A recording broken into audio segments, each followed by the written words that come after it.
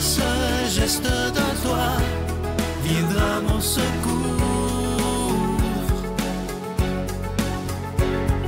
Viens semer dans mon âme le grain de l'amour.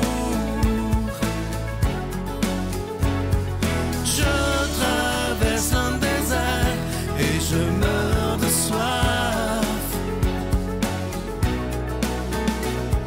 Montre-moi le mystère qui garde la foi. Bonjour, bienvenue à votre émission La Victoire de l'amour en ce jeudi 30 novembre. J'espère que vous allez bien chez vous. On rejoint tout de suite pour sa chronique Simon Lessard et à l'homélie, ce sera l'abbé Stéphane Roy.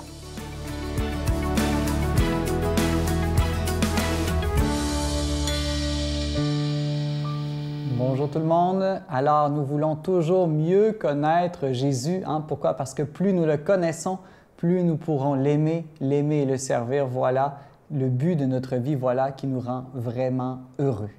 Que nous dit Jésus pour mieux le connaître? Eh bien, il nous dit entre autres, « Moi, je suis la vraie vigne et mon Père est le vigneron. » Jésus est une vigne de raisin probablement qui produit le meilleur de tous les vins.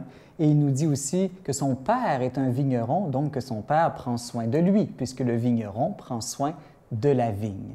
Très intéressant, Jésus nous dit aussi, « Moi, je suis la vigne », et après, il parle de nous. « Et vous, toi, moi, qui sommes-nous? » Eh bien, vous êtes les sarments, dit Jésus. « Celui qui demeure en moi et en qui je demeure, celui-là porte beaucoup de fruits, car en dehors de moi, vous ne pouvez rien faire. » Jésus est donc en train de nous dire, vous les sarments, c'est-à-dire les branches, si vous êtes unis à moi, à la vigne, le tronc, eh bien, si vous êtes greffés à moi, nous aurons cette même sève qui circulera en nous et vous pourrez porter du fruit comme moi, je porte du fruit. Voilà ce premier enseignement de Jésus, restez intimement unis à moi et vous porterez beaucoup de fruits.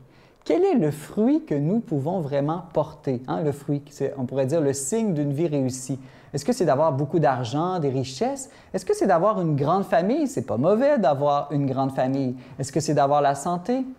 Oui et non. Je dirais que le vrai fruit auquel pense Jésus, c'est d'abord l'amour.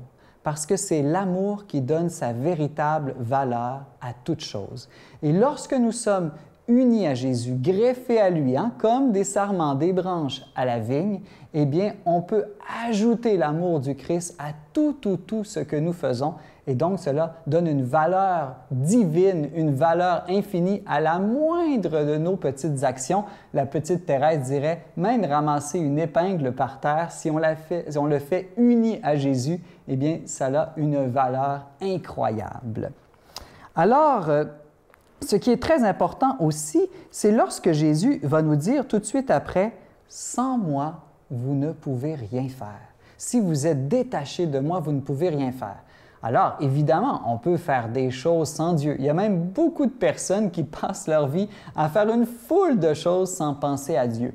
Mais ce que Jésus veut dire, c'est que sans moi, sans cette union intime à moi qui est la vigne, eh bien, tout ce que vous allez faire ne sera que des petites œuvres humaines. Alors qu'avec moi, unis à moi, si vous demeurez en moi, eh bien, tout ce que vous allez faire va être surhumain. Donc, ça va devenir des œuvres qui vous dépassent, des œuvres qui prennent une valeur infinie. Voilà, il faut tout faire avec Jésus. Et avec lui, non seulement on peut tout faire, mais il n'y a plus rien d'impossible. On peut faire des choses qui nous dépassent incroyablement.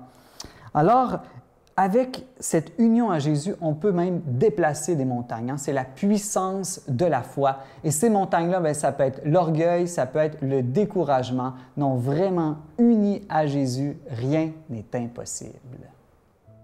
Notre Père qui es aux cieux, que ton nom soit sanctifié, que ton règne vienne, que ta volonté soit faite sur la terre comme au ciel.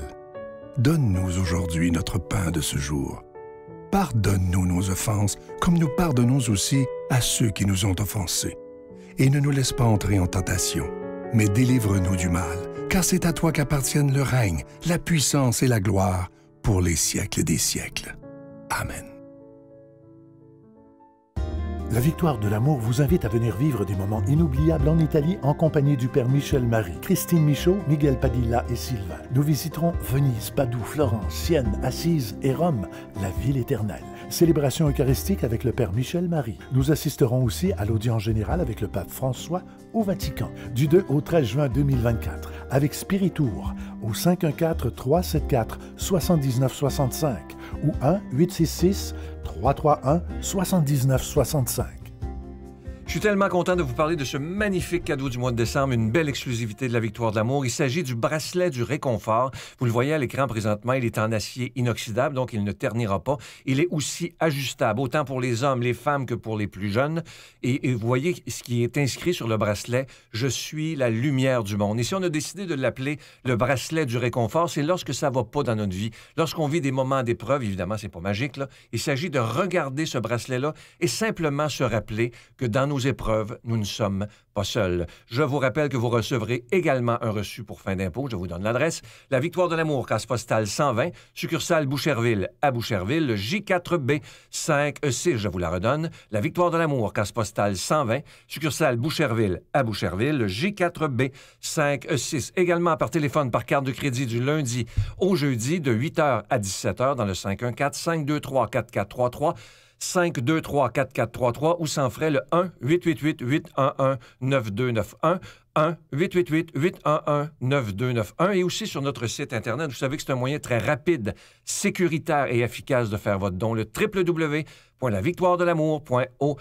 Alors, je vous reparle de ce magnifique bracelet, le bracelet du réconfort qui est en acier inoxydable. Il est ajustable. Et je vous rappelle aussi que le pendentif du mois de novembre, le pendentif de la lumière divine, qui est en cristal tchèque, est toujours disponible.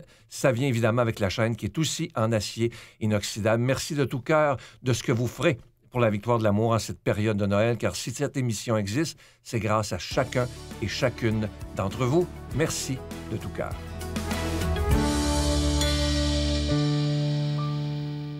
Mon Dieu, donnez-moi la sérénité d'accepter les choses que je ne peux changer, le courage de changer les choses que je peux et la sagesse d'en connaître la différence.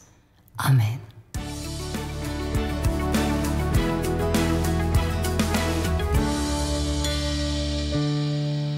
Bonjour à toi, bon jeudi.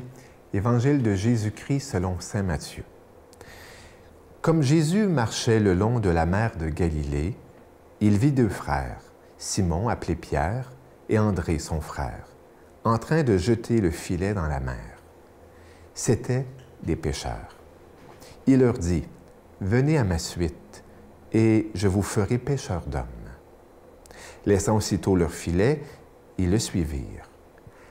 Avançant encore, il vit deux autres frères, Jacques, fils de Zébédée, et Jean son frère, dans la barque avec leur père Zébédée, en train d'arranger leur filet. Il les appela. Laissant aussitôt leur barque et leur père, ils le suivirent. Aujourd'hui, c'est la fête de Saint-André, apôtre, frère de Pierre, que la tradition aime appeler le premier appelé. C'est lui qui a parlé de Jésus à Pierre. C'est lui qui, disciple de Jean le Baptiste, a suivi Jésus pour voir où il demeurait. Dans l'Évangile aujourd'hui, ce qui m'interpelle particulièrement, c'est « Je ferai de vous des pêcheurs d'hommes ». Jésus attire à lui, mais pas pour nous garder pour lui, mais pour nous relancer vers les autres. Et en cela, nous avons tellement à réapprendre les relations.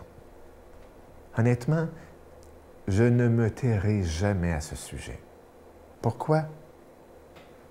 Parce que c'est la vie, les relations. Et parce que notre société, présentement, vit une épidémie de solitude. Je ne l'invente pas. On le lit dans les journaux. ont fait des recherches là-dessus. La solitude, aujourd'hui, touche toutes les strates de la société. Les jeunes, les adultes, les personnes âgées. Même s'il y a une époque où la solitude pouvait davantage s'apparenter aux personnes âgées, aujourd'hui, on sait qu'un adulte sur 2 vit de la solitude. Et pas une solitude genre, une retraite, je vais aller me reposer, non. La solitude comme je n'ai personne qui m'écoute, je n'ai personne qui me comprend. Je n'ai personne à qui partager.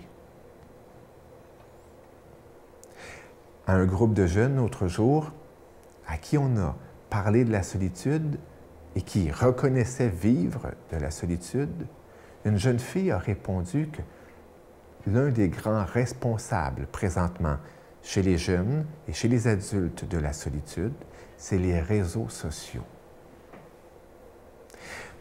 Parce que les réseaux sociaux et notre petite boîte carrée ou rectangle nous enferment dans des liens qui nous donnent l'impression d'être en relation, mais qui nous enferment dans une solitude toujours plus grande, où les images nous renvoient à nous-mêmes et enchérit, eh bien, notre différence, nos complexes, notre solitude. Jésus, dans cet évangile, en nous renvoyant chez les autres, peut-être nous dirait, ferme un peu tes réseaux sociaux, lâche ton cellulaire, puis sors donc sur le balcon, va donc voir ta voisine, ton voisin, appelle donc quelqu'un, va prendre un café, va te promener sur la rue, ose dire bonjour, ose te faire de nouveaux amis. Va dans des activités récréatives, des activités sociales qui vont te faire sortir de chez toi. Va à la rencontre de d'autres humains. Oui, je pense que s'il y a une question de salut aujourd'hui, auquel Jésus peut nous interpeller, c'est justement, eh bien, d'aller vers l'autre, de créer des liens avec l'autre. Et pas l'autre derrière un écran, pas l'autre au bout du fil, mais l'autre en face à face, en vis-à-vis. Que le Seigneur nous bénisse et nous garde. Amen. Je vous salue Marie, pleine de grâce. Le Seigneur est avec vous. Vous êtes bénie entre toutes les femmes, et Jésus, le fruit de vos entrailles, est béni. Sainte Marie, Mère de Dieu, priez pour nous pécheurs, maintenant et à l'heure de notre mort. Amen.